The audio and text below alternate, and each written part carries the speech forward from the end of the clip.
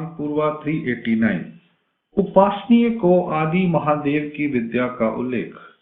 एक दिन भगवान श्री चक्र स्वामी दोपहर के पूजा अवसर के बाद भोजन करके थोड़ा विश्राम करने के लिए चादर ओढ़कर लेटे हुए थे। उस समय उपासनीय परिस्थिति का प्रभाव चल रहा था। वे गांव में भिक्षा मांगने के लिए गए। वहां से वह एक तेली की लाठी को अपने कंधों पर रखकर भगवान के दर्शनार्थ उनके पास आए। भगवान वहां उस समय सो रहे थे।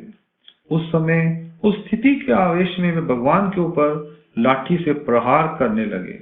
कितने में भाई साहब वहां उसके पास पहुंची और उन्होंने उसके गाल पर जोर से एक चांटा लगा दिया, फिर उसे जोर से ढकेल दिया।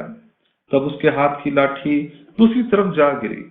बाईसा ने बड़े जोश में आकर कहा, अरे दुष्ट बालक, भगवान के ऊपर तू लाठी से वार करने कैसे आ गया? ऐसे कहते हुए वे उसे बहुत कोसने लगी। इतने में भगवान भी जाग गए और उठकर आसन पर विराजमान हो गए। फिर बाईसा ने कहा, भगवान, आपने देखा कि उपासनीय को आपसे ही इतना स्थिति का सुख प्राप्त हो रहा है और यह निर्लज आपके ऊपर ही लाठी से वार करने को तैयार हो गया। इस पर भगवान श्री चक्र स्वामी ने कहा, शांत भाव से कहा, एक प्रकार की विद्या राजस होती है तो एक तामस स्वरूप की होती है। इसके अतिरिक्त कुछ तामस विद्याएं ऐसी भी होती हैं जो विद्या जिस व्यक्ति से प्राप्त होती है वह उस पुरुष का ही अहित करने के लिए तैयार हो जाता है।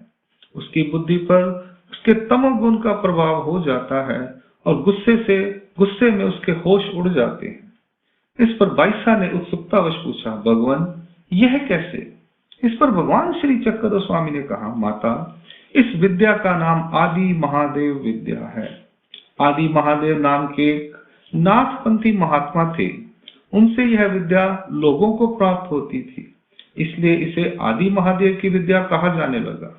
उनसे 2-4 शिष्यों को वह विद्या प्राप्त हुई थी तो उससे उन्हें बहुत सुख प्राप्त हुआ। इसे देखकर उनकी पत्नी ने उनसे कहा, आप इन सबको विद्या दे रहे हैं जिससे इन्हें पुण्य लाभ प्राप्त हुआ है, तो आप मुझे भी ऐसी विद्या प्रदान करें, मैं भी इससे सुख प्राप्त करूंगी। पत्नी के आग्रह को सुनकर उन महात्मा ने कहा, देवी जी, यह विद्या तुम्हारे लिए ठीक नहीं है।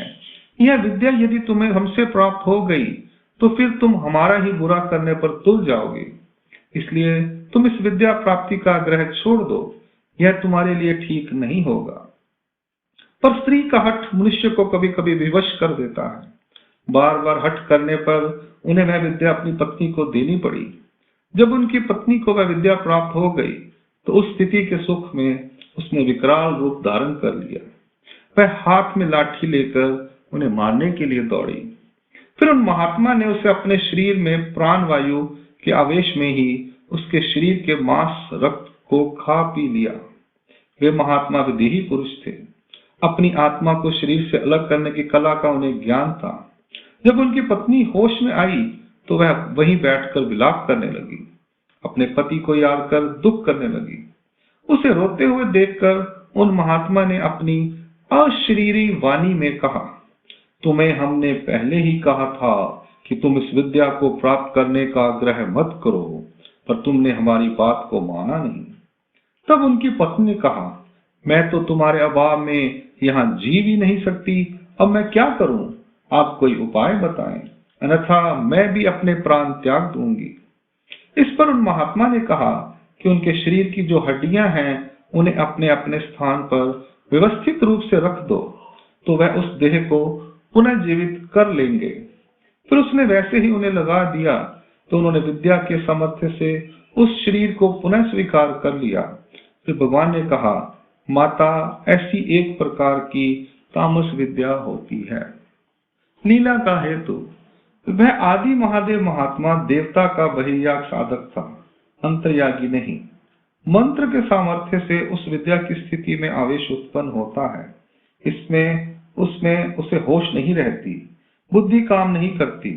उस छिन्न भिन्न किए शरीर को उस आदि महादेव ने कैसे जीवित कर लिया, यह यहाँ पर प्रश्न है। उत्तर है, जिस देवता का बहिर्याग था उस देवता ने अपने सामर्थ्य से उस शरीर को पहले जैसा बना दिया। उसके बाद योगी जैसे पर काया अर्थात दूसरे के शरीर में प्रवेश करता है, वैसे ही उस आदि महादेव ने शरीर को पुनः धारण कर लिया। यह सामर्थ्य रूप बहिर्याग था। तब भगवान श्री चक्र स्वामी महाराज ने लीलावश उपासनीय को वह विद्या प्रदान की थी। उसका एक प्रहर अर्थात 3 घंटे तक ही प्रभाव था, इसलिए उसे किसी प्रकार का दोष नहीं लगा। अंक लीला क्रमांक पूर्वा 389 यहाँ संपूर्ण होती है। दंड प्रणाम। जय